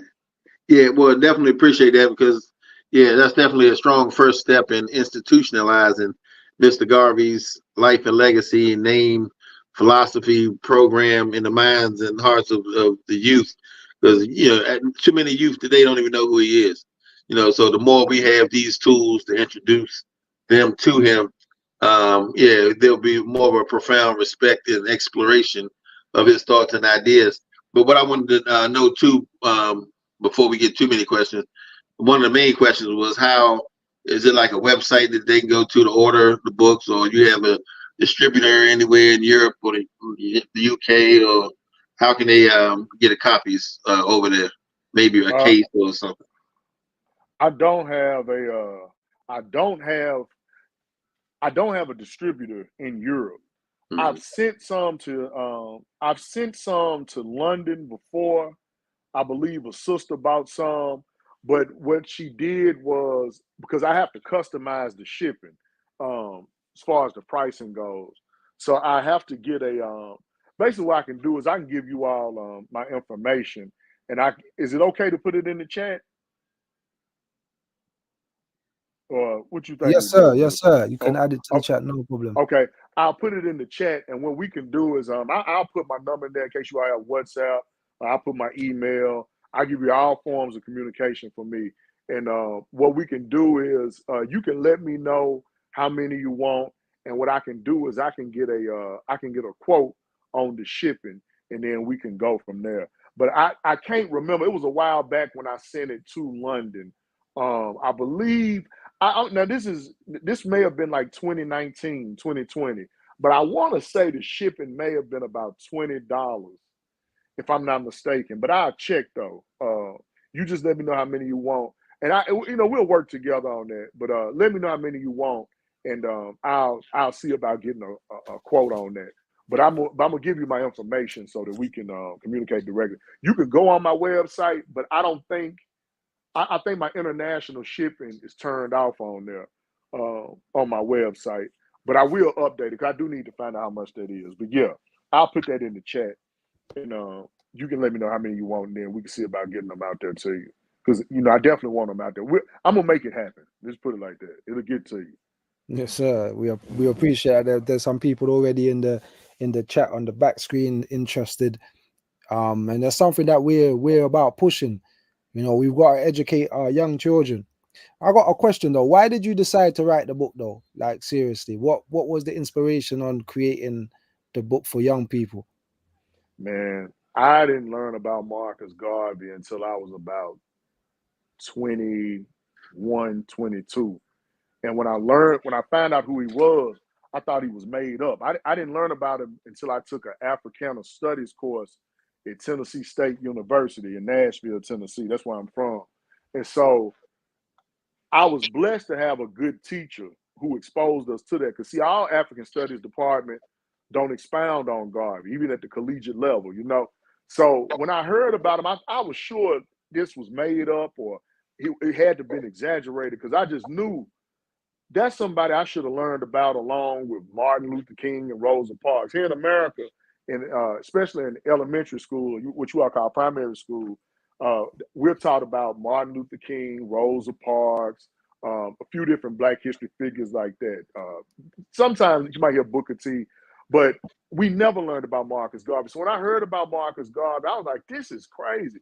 And as I looked into him, I was just thinking like, wow, if this isn't one of the more sincerest forms of racism, I don't know what it is, because they purposely keep figures and ideological perspectives like that away from my children, which should really be impressed upon them at those ages, because their minds are so impressionable. Mm-hmm. So as I had a daughter around that time, and then my son was born years later, and I was looking for books on Marcus Garvey, and I only found one. And the book that was about him, the imagery didn't look like him. It was very vague, you know what I'm saying? So I said, I'll go ahead and write a book and just see how we do with that. And I wrote it, and the rest was history. But I think that all Black children, especially the way the world is right now, especially in the Western world, the Caribbean, they have to start. They need to be, their Black history should start with a figure like Garvey, based on the mindset and the aims and objectives alone. Because Garvey was one of the most prominent figures. Not, he wasn't the first, but he was one of the most, if not the most prominent figure who introduced that African fundamentalism and African independence and globally relating to African people, not just symbolically, but tangibly in forms of trade, in forms of spiritual ways, in many other different ways. And if nothing else, he was one who brought that concept and idea of that African self-love, loving the fact that you're Black and loving the fact that you're an African person and loving the geography of Africa. African children have to know that no matter where they are, whether they're in Jamaica, London, Atlanta, Nashville, Tanzania, Barbados, you name it, they have to know that. They have to understand their advantage of being an African person. And then going from there, everything else makes it, knowing that first makes everything else more palatable. So if it was for no other reason, it was for that African self-love that Garvey induced. So that was a few different reasons I gave, but if that helps you understand, that's why I wrote the book, good brother. Yes, sir. Yes, sir. Yes, sir. And you know, I kind of in the same position as well, because you know we're getting older. We have children now. We want them to know about Garvey, but we need it in a relatable way to them. You know, we can't just give them, let's say, Race First to read, and you know they're young. They need something, you know, for their age. Yeah, and then if you think about it, you know, you put this in front of them now. By the time it's time for Race First, they'll be eager for Race First. You won't have to force feed it to them. They'll want it. You know what I'm saying? And then when they possess this type of information young, it cultivates their minds to take the task that we need them to take. You know what I'm saying? So yeah, it's imperative. It's imperative that our children have literature and content, but especially literature. Because like Brother Kamal knows, you know, Mr. Garvey was big on literature and reading. And you know, one of my favorite parts in Message to the People, when he says you have to read 4 hours a day. You have to. That's the minimum. You know what I'm saying? And so that's one good way to ingratiate our children into not only learn about things that that elevate their racial consciousness, but also ingratiate them into literature and seeing reading as important. Yes, sir. Yes, sir. You know, I second that, and I've heard that. True words spoken. Yeah, I appreciate that. Yeah, man. It's one of those things. I'm big on the youth. You know, I think me being a father, my children are fairly young, but I go into these schools, brother, and our children are so ill-equipped, and it usually starts with the inability to read and comprehend what they're reading. You know what I'm saying?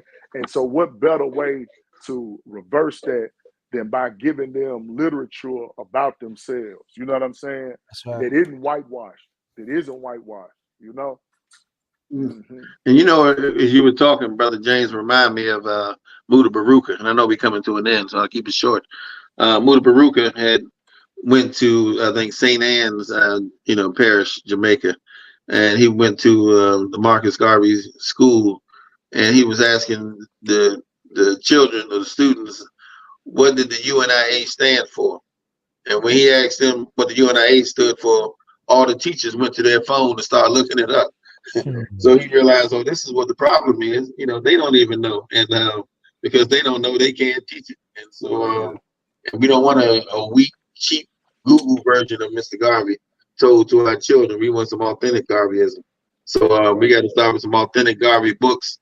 They can introduce them, and hopefully the teachers will be learning at the same time, and beginning to grasp better understanding. You know, as well as it's all kinds of projects I want to work on soon, with donating some books even to some of the school libraries and ascertaining how successful they are with, growing in their knowledge of Mr. Garvey based upon that contribution, and giving away some T-shirts. I like that colorful shirt you got on, my brother. I can't even see it that well. Yeah.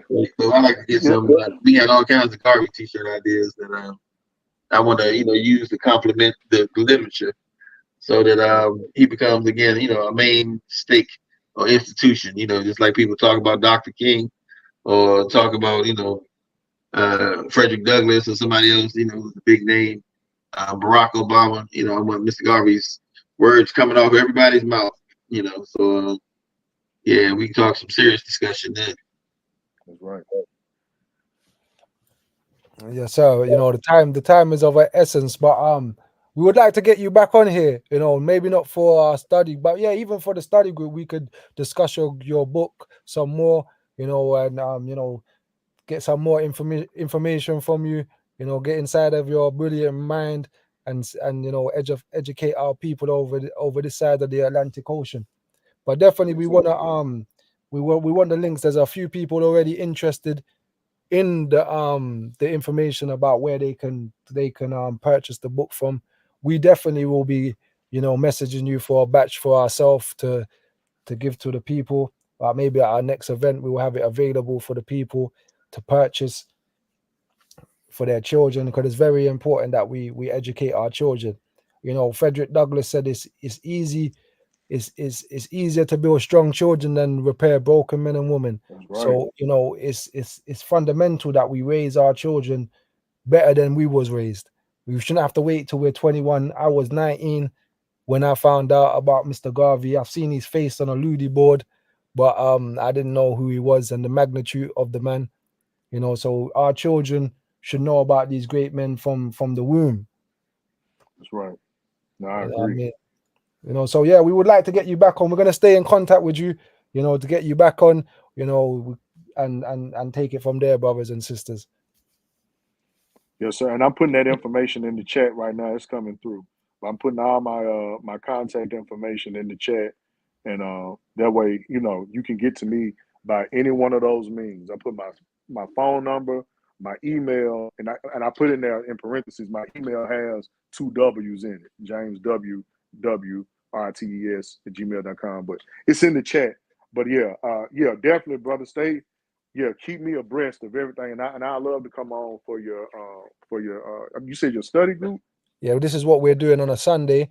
We got a study group, but we're also having conversations with Garveyites. Gonna probably start next week. Where we're gonna have a series where we're talking to Garveyites all around the world. To let people know that they're not in this fight alone. There's many warriors and warrioresses all over the world in the great fight with us. We're not isolated in this. We're not alone. We just need to come together and unify ourselves. That's right. That's right. I 100% agree.